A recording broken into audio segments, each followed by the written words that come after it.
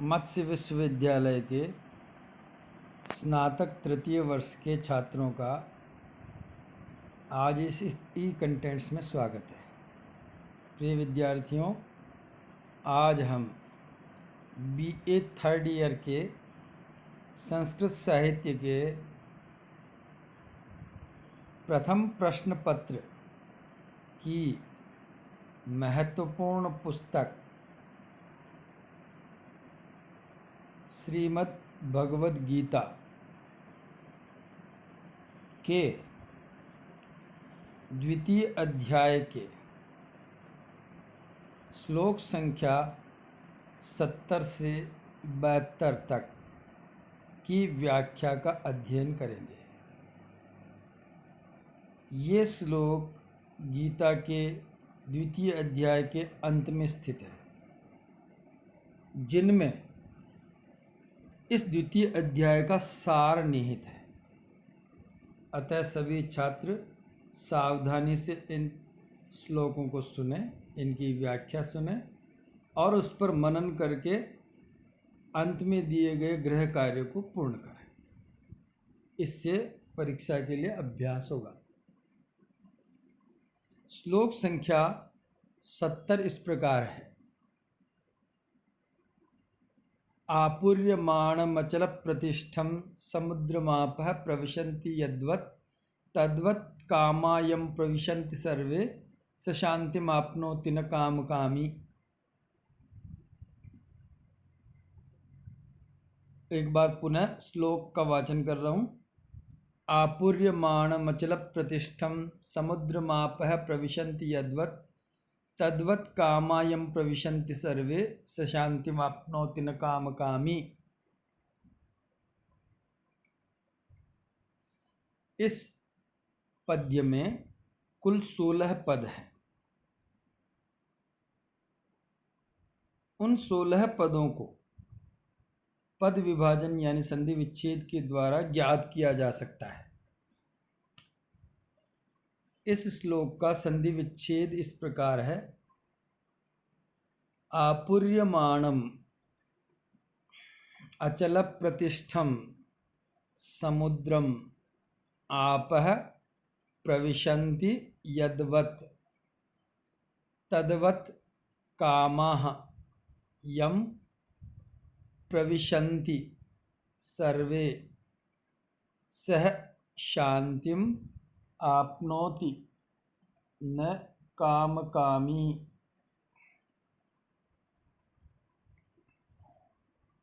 एक बार पुनः संधि विच्छेद इस प्रकार है। आपूर्यमाणम अचल प्रतिष्ठम समुद्रम आपः प्रविशन्ति यद्वत् तद्वत् कामाः यं प्रविशन्ति सर्वे सह शान्तिम् आपनोति न कामकामी।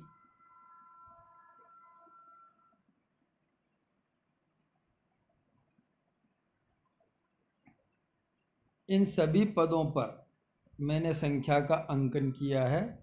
उस संख्या के क्रम के अनुसार पदों को जोड़ने पर अन्वय की प्राप्ति होती है।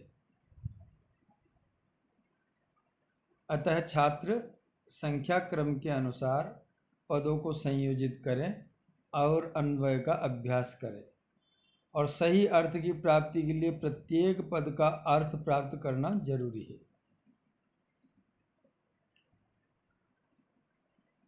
इस पद्य का अन्वय इस प्रकार होगा।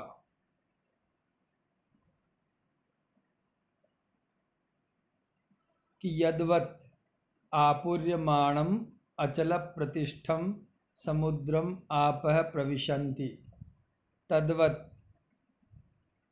यं सर्वे कामाः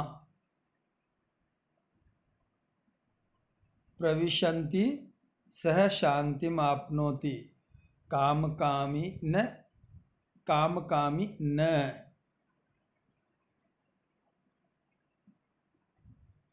एक बार पुनः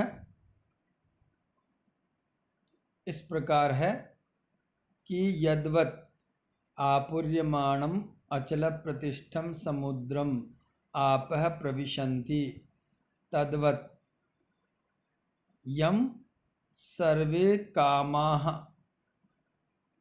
प्रविशन्ति सह शांतिम आपनोति कामकामी न या न कामकामी।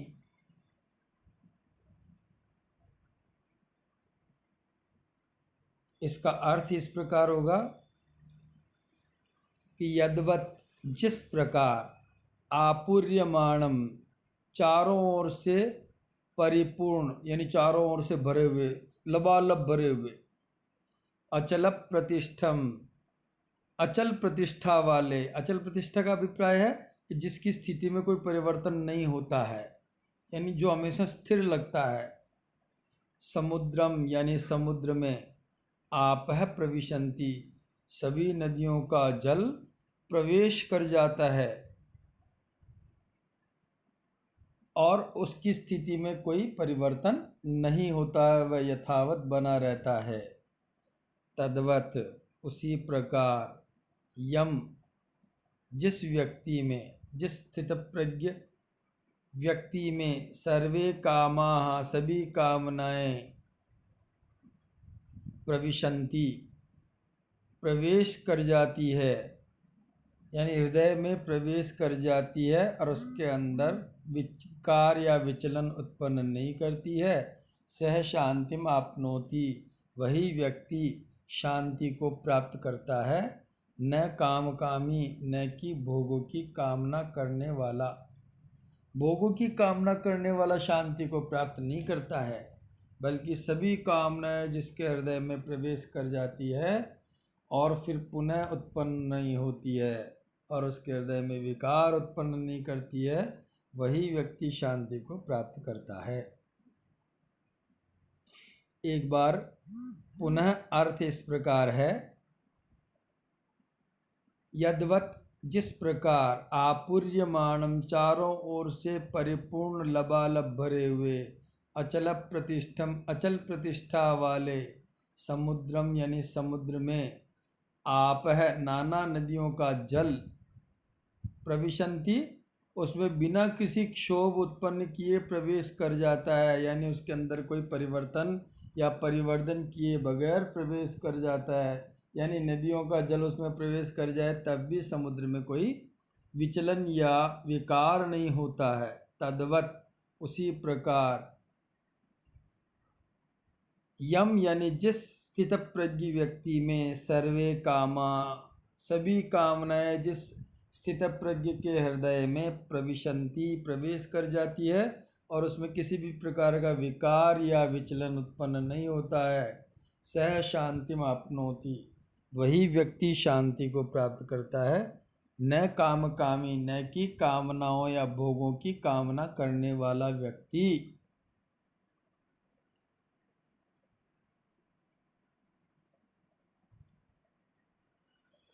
इसमें व्याख्या इस प्रकार होगी। भगवान श्री कृष्ण का कथन है कि भोगों को पाने की इच्छा करने वाले पुरुष कभी भी शांति प्राप्त नहीं कर सकते। शांति प्राप्त करने के लिए कर्म की फलाशा का त्याग आवश्यक है। काम वासना में कर्मों से मन की शांति बिगड़ जाती है किंतु जो सिद्धावस्था में पहुंच गया है उसका मन फलाशा से क्षुब्ध नहीं होता, वह समुद्र सरीखा शांत बना रहता है और सभी कार्य करता है, अतएव उसे सुख दुख की व्यथा नहीं होती है। एक बार पुनः व्याख्या इस प्रकार है। भगवान श्री कृष्ण का कथन है कि भोगों को पाने की इच्छा करने वाले पुरुष कभी भी शांति प्राप्त नहीं कर सकते। शांति प्राप्त करने के लिए कर्म की फलाशा का त्याग आवश्यक है। काम वासना में कर्मों से मन की शांति बिगड़ जाती है किंतु जो सिद्धावस्था में पहुंच गया है उसका मन फलाशा से क्षुब्ध नहीं होता है। वह समुद्र सरीखा शांत बना रहता है और सभी कार्य करता है, अतएव उसे सुख दुख की व्यथा नहीं होती है।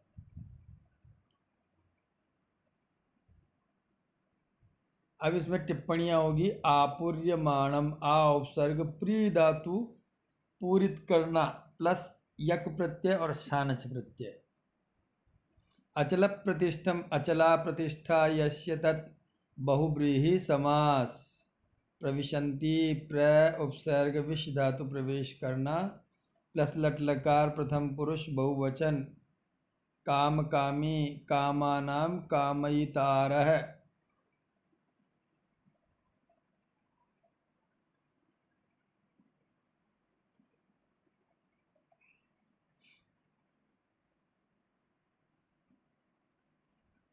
इकहत्तरवां श्लोक इस प्रकार है। विहाय कामान यह सर्वान पुमांश्चरति निस्पृह निर्ममो निरहंकारः स शांतिमधिगच्छति। दोबारा। विहाय कामान यह सर्वान पुमांश्चरति निस्पृह निर्ममो निरहंकारः स शांतिमधिगच्छति।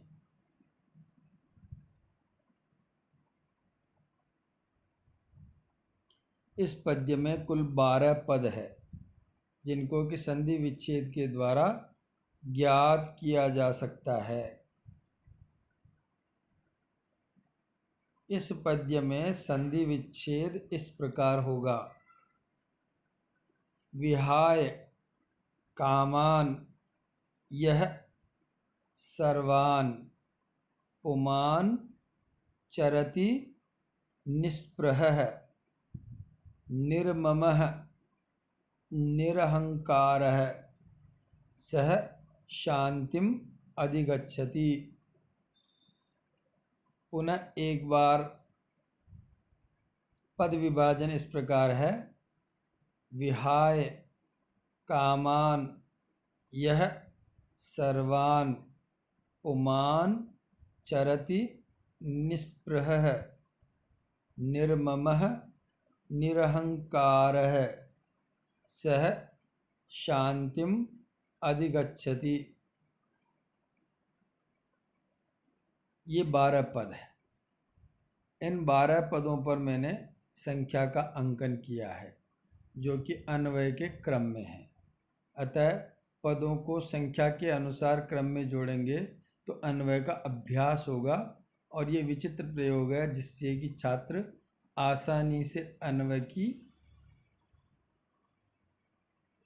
शुरुआत कर सकते हैं। अन्वय इस प्रकार होगा। यह पुमान सर्वान कामान विहाय निर्ममः निरहंकारः निस्पृह चरति सह शांतिम अधिगच्छति। एक बार पुनः। यह पुमान सर्वान कामान विहाय निस्पृह निर्ममः निरहंकारः चरति सह शांतिम अधिगच्छति।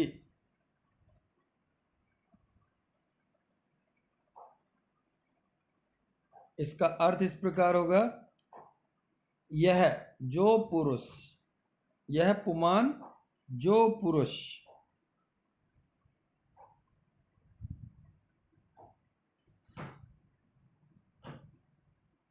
सर्वान कामान विहाय संपूर्ण कामनाओं का परित्याग करके निर्ममः ममता रहित निरहंकारः अहंकार रहित निस्पृह एवं स्पृहा से छूटकर चरति यानी विचरण करता है या संसार में रहता है, व्यवहार करता है। सह शांति अधिगच्छति वही शांति को प्राप्त करता है। एक बार पुनः। यह पुमान जो पुरुष सर्वान कामान विहाय संपूर्ण कामनाओं का परित्याग करके निर्ममः ममता रहित, निरहंकार अहंकार रहित, निस्पृह एवं स्पृहा से छूटकर चरति यानी विचरण करता है, सह शांतिमधिगच्छति वही शांति को प्राप्त करता है।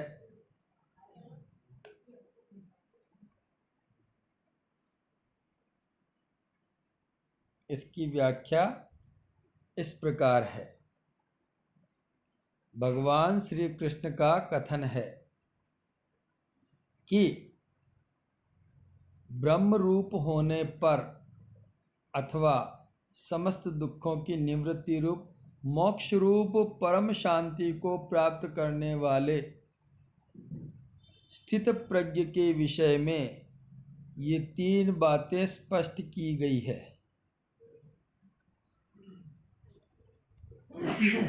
कौन कौन सी तीन बातें हैं? नंबर 1, वह संपूर्ण कामनाओं और भोगों को पूर्ण रूप से त्याग कर जीवन मात्र के निमित्त ही चेष्टा करने वाला होकर विचरण करता है। नंबर 2, वह स्पृहा से रहित होता है। नंबर 3, वह ममता और अहंकार से रहित होता है। पुनः एक बार व्याख्या इस प्रकार है कि भगवान श्री कृष्ण का कथन है कि ब्रह्म रूप होने अथवा समस्त दुखों की निवृत्ति रूप मोक्ष रूप परम शांति को प्राप्त करने वाले स्थित प्रज्ञ के विषय में ये तीन बातें स्पष्ट की गई है। कौन सी तीन बातें? नंबर 1, वह संपूर्ण कामनाओं और भोगों को पूर्ण रूप से त्याग कर जीवन मात्र के निमित्त ही चेष्टा करने वाला होकर विचरण करता है। नंबर 2, वह स्पृहा से रहित होता है। नंबर 3, वह ममता और अहंकार से रहित होता है। टिप्पणियाँ इस प्रकार है इस पद्य की। विहाय, वि उपसर्ग, हा धातु, हा का अर्थ त्याग करना, प्लस ल्यप प्रत्यय, निस्पृह, निर्गता स्पृहा यस्मिन् तत्, बहुब्रीहि समास। निर्ममः निर्गता ममता यस्मिन् सह, बहुब्रीहि समास। और निरहंकार निर्गतः अहंकार यस्मिन् सह, बहुब्रीहि समास। अधिगच्छति, अधि उपसर्ग, गम धातु, लट लकार प्रथम पुरुष, एक वचन।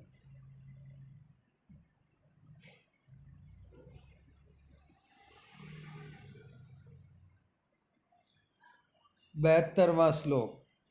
एषा ब्राह्मी स्थितिः पार्थ नैनां प्राप्य विमुह्यति, स्थित्वा स्यामन्तकालेऽपि ब्रह्म निर्वाणमृच्छति। पुनः एक बार और वाचन कर रहा हूँ।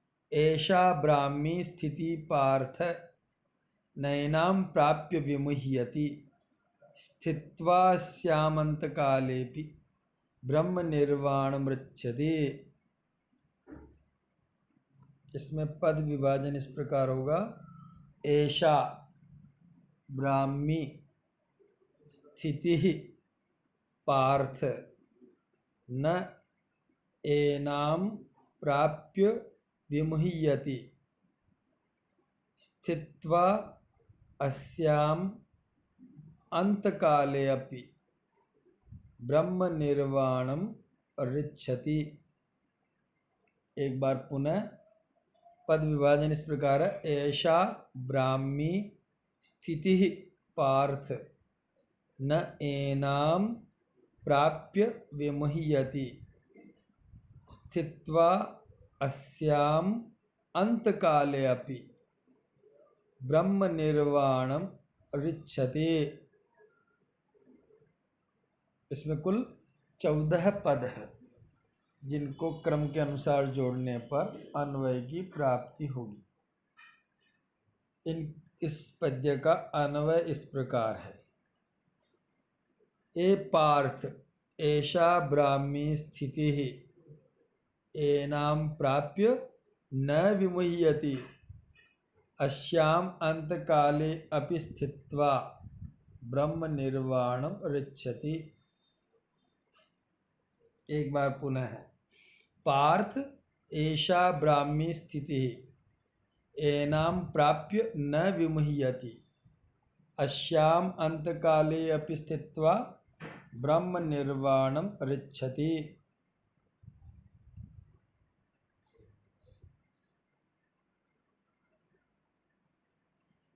इस पद्य का अर्थ इस प्रकार होगा।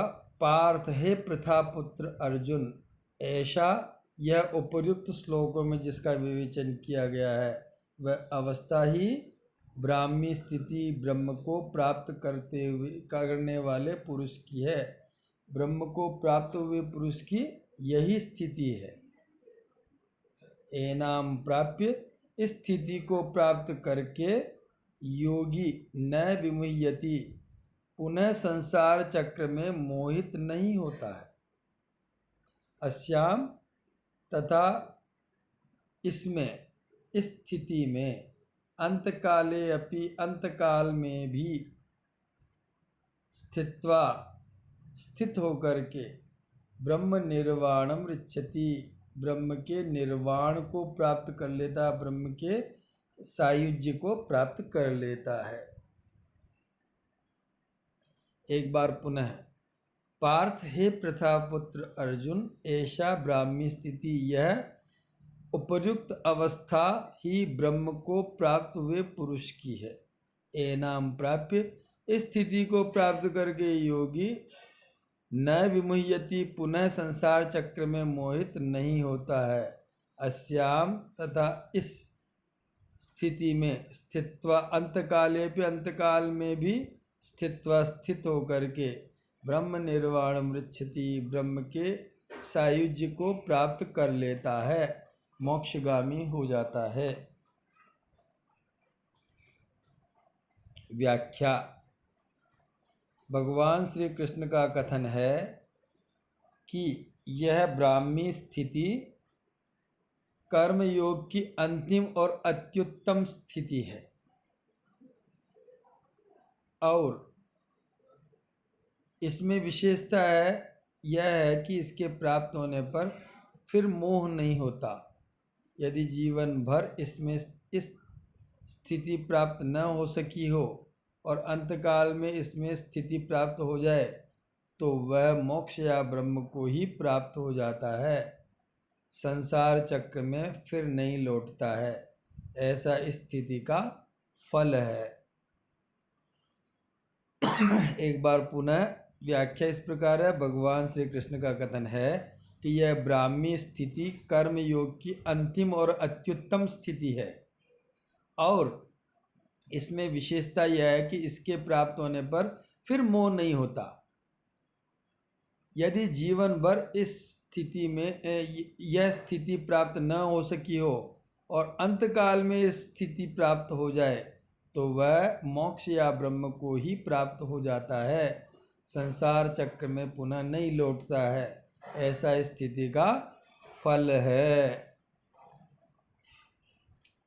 अब इसमें टिप्पणी इसकी। ब्राह्मी ब्रह्मधन गीप प्रत्यय, स्थिति स्था धातु कृतिन प्रत्यय, विमुह्यति वि उपसर्ग मुह धातु मोहित होना लट लकार प्रथम पुरुष एक वचन, स्थित्वा स्था धातु कृत्वा प्रत्यय, अंतकाले अंतः काल कर्मधारय समास, ब्रह्म निर्वाणम ब्रह्मणः निर्वाणम षष्ठी तत्पुरुष समास, ऋच्छति ऋच्छ धातु गति करना लट लकार प्रथम पुरुष एक वचन। अब छात्रों के लिए गृह कार्य इस प्रकार है। सह शांतिमाप्नोति, इस उक्ति में शांति कौन प्राप्त करता है? दूसरा प्रश्न। एषा ब्राह्मी स्थिति, इस उक्ति में ब्राह्मी स्थिति कौन सी है? नंबर 3, सह शांतिम अधिगच्छति में शांत अवस्था किसकी होती है? चौथा प्रश्न, निम्न पदों की व्याकरण लिखिए। आज के व्याख्यान में इन व्याकरण मैंने दी है, आप इसको सावधानी से सुने और उनको पुनः लिखें। अचल प्रतिष्ठम, निस्पृह निरहंकार, ब्रह्म निर्वाणम ऋच्छति, इन पदों की आपको व्याकरण लिखनी है। 5वां प्रश्न, श्लोक नंबर 70 की सप्रसंग व्याख्या कीजिए। तथा अंतिम प्रश्न है, श्लोक संख्या 72 की ससंदर्भ व्याख्या कीजिए। धन्यवाद।